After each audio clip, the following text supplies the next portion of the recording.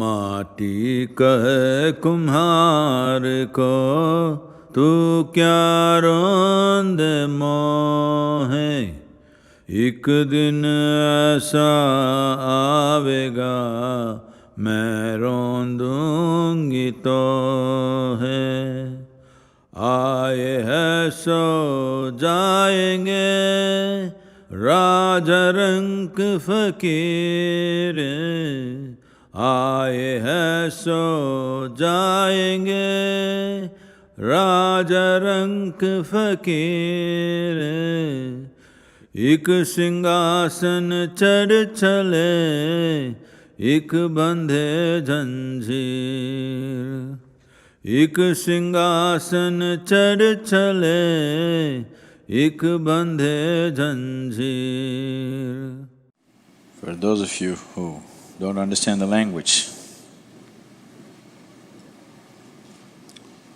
what the song is saying is, this is Kabir's incredible poetry. He was a weaver by profession,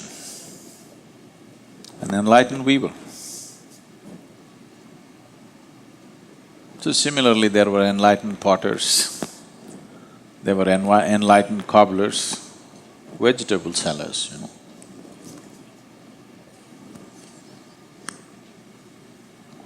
all kinds.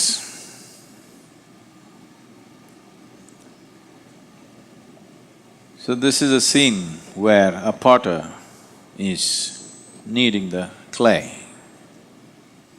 and the clay is singing to the potter, "What are you kneading me? A day will come when I will need you." And it doesn't matter who you are. You're a king, you're a commoner, you're a saint, it doesn't matter. Anyway, I will need you one day. The only difference is, when I need people, a few will be sitting upon the throne of enlightenment and liberation. Rest will be entangled in the shackles of entanglement. That's all the difference. Otherwise, anyway I will need. Because what you think as me or myself is not you, it's me. That's what the clay is saying. So this is the only pot which can be burnt and unburnt. But in the meantime, what happens is the whole thing. So, as a way of taking people from a shackled existence to sit on the throne of liberation, not just in terms of realization, but in terms of knowing, in terms of capability, in terms of what you can do in this existence. When you talk about competence, mostly people are thinking about social competence.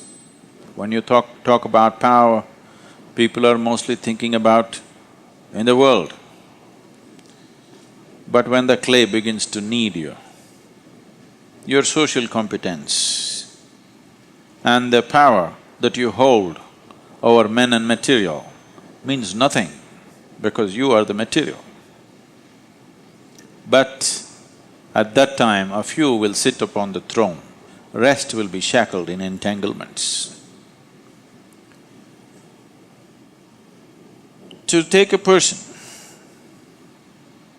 from this shackled existence to sit on the throne of existential power, not social power, not social competence, not psychological power, not psychological competence, not physical power or physical competence, to take a human being into existential competence. It should not be, but generally is a long and arduous path. It should not be, but it is so.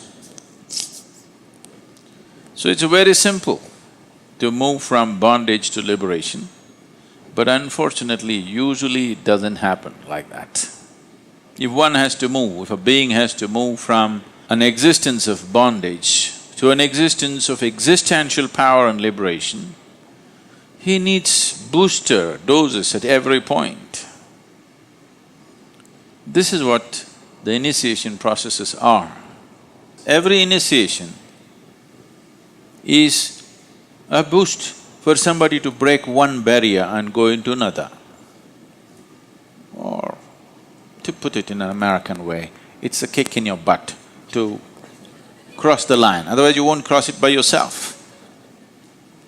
Left to yourself, you will go within the lines that you have drawn and never cross. Everything that's life, everything that's creation, every aspect of creation, in a latent form, is already there in human consciousness. There's nothing to do.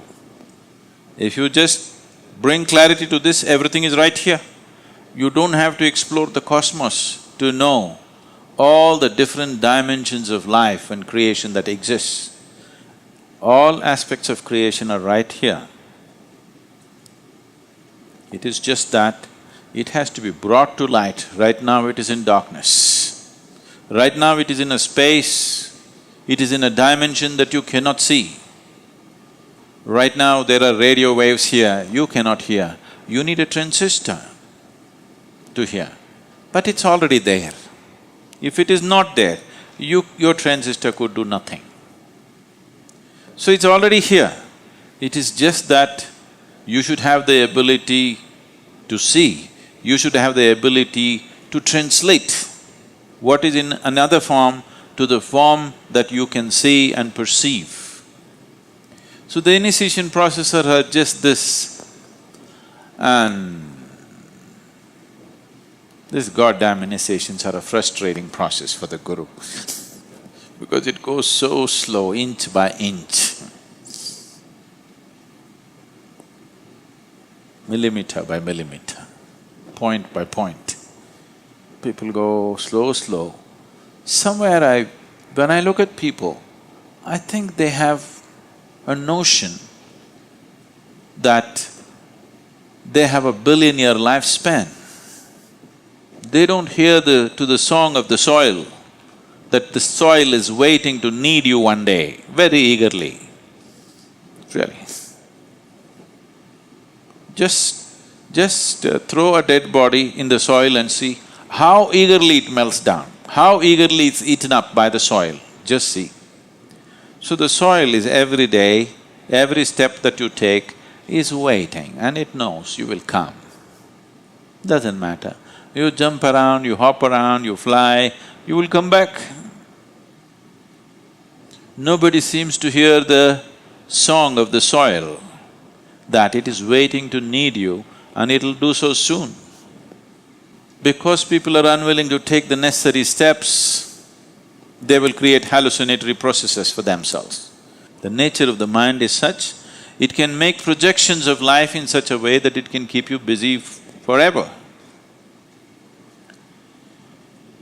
It takes a certain level of awareness and a certain force of initiation processes for people to cross this need for hallucination and come to reality. Because reality is grander than any hallucination that you can ever create. The wildest imagination that you have will be colorless compared to the dimensions of reality that already exists. Existence has more to offer than your imagination can ever produce. But you want to settle for your own stuff, this doesn't get you anywhere. But it makes you feel like you're really getting somewhere.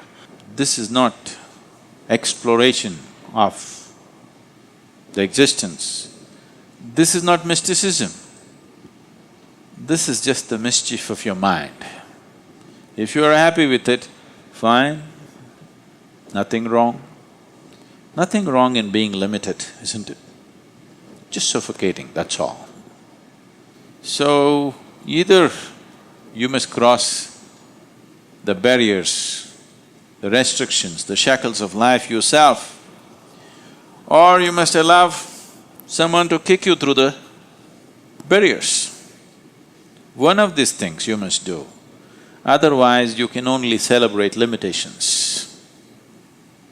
Otherwise, you can just gold paint the prison walls and think you're in a golden cave. Quite wonderful it is. But it doesn't matter what imprisons you. Imprisonment is imprisonment. It's as simple as that. So, the finer the material that you employ to restrict yourself, the more dangerous it is, because to have an intelligence which cuts through the gold and makes you see bondage is just bondage, by then the aspirations of the clay might have been fulfilled. The soil might have found its target. You might not have, but the soil would have. So some will be upon the throne, some will be still shackled.